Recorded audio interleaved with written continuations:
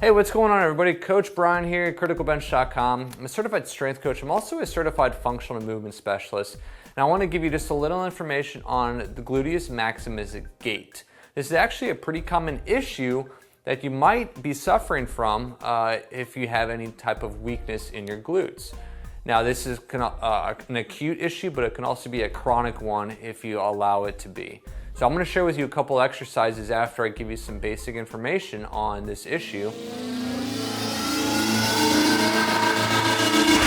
But what you need to know first on the Gluteus Maximus Gait is, what is the Gluteus Maximus? Well, it's your biggest muscle on your butt. There's three parts of the glutes: your glute max, your glute medius, and your glute minimus. The glute max is responsible for the primary movements like walking, running, stepping, jumping, things like that. It's responsible for pushing you on the push phase of walking, running. So it's responsible for a lot of movement. But if you suffer from any type of glute pain or just kind of like a dull ache on one side, there's a good chance you could be suffering from Gluteus Maximus Gait. So as you know, when you walk in a normal position, your body is upright. What happens with the gait, with the Gluteus Maximus Gait, the trunk leans back as you step back, or as you step forward. So instead of keeping an upright torso, as you step, your upper body goes back to counterbalance the leg swing. So you're not actually getting into hip extension, which is the primary function of the Gluteus Maximus. So let me give you a quick little illustration. I'm not good at drawing, so bear with me. This is what the body tends to look like with the Gluteus Maximus Gait, okay? As you can see, this person is walking in this direction right here.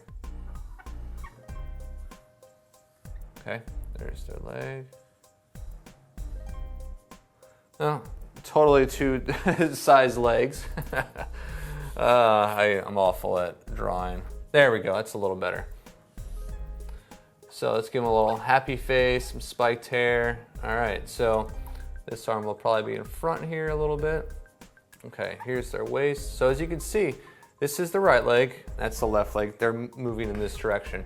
So if I drew a straight line right there, as you can see, they're leaning back. So what this means is that the right side, right here, that right gluteus maximus is weak. So right there in that circle is the gluteus maximus. And that, again, like I said, is responsible for hip extension. So if you're upright, you know, and you're right here, and you're walking in this direction, your glute is being activated. If you're in this position right here, your glute is not being activated.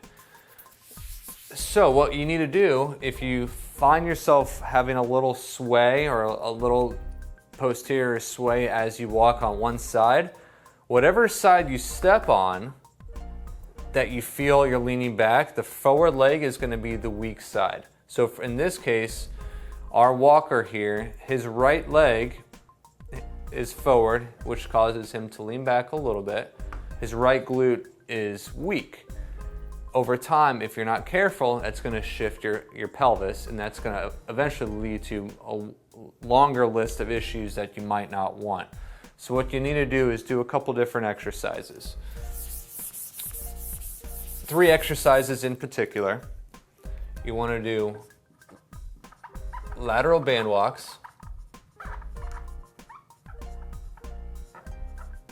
You need to do single leg glute bridges and clamshells. Those are the 3 exercises that you need to do. So let's take a look at the lateral band walks. When you're going through this, you want to make sure that you're activating your glutes properly. Make sure your feet are parallel. You're in a good half squat or quarter squat position, keeping the chest upright, shoulder blades pulled back. Taking a couple steps out, a couple steps back. You can be using, if you have a hard time using bands, just take a lateral walk without bands. That's going to help strengthen the muscles needed. Second exercise is a single leg glute bridge, as you can see right here. Doing this exercise is challenging, but it's definitely gonna help you focus on getting that hip into good hip extension and strengthening the right side or the weak side if you need to. Final exercise is a clamshell, as seen right here. Get on your side, stack your knees, keep the knees at 90 degrees, and open the knee up, close it together. Do this 10, 12, 15 repetitions, same with all the other ones, and you're gonna be on your way to getting stronger, healthier gluteus maximus, and then you're gonna be finding yourself in a little more upright position. Obviously there's a bunch of other exercises, but for what the gluteus maximus gait issue, these 3 exercises will definitely help you out. Do them a couple times a week. I would say 3 times a week, 3 sets of each, 10 to 15 repetitions. Take your time with it, but also always just be mindful of a warm up and cool down to make sure you're safely doing these exercises.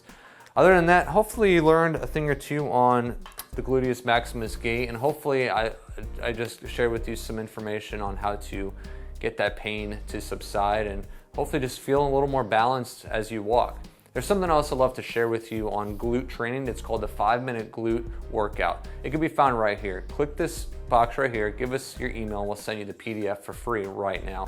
Don't forget to subscribe to our channel by clicking over here, and also check out this video on glute training that I know you're gonna find just as helpful. Other than that, I'm Coach Brian, and thanks for watching. Have an awesome day.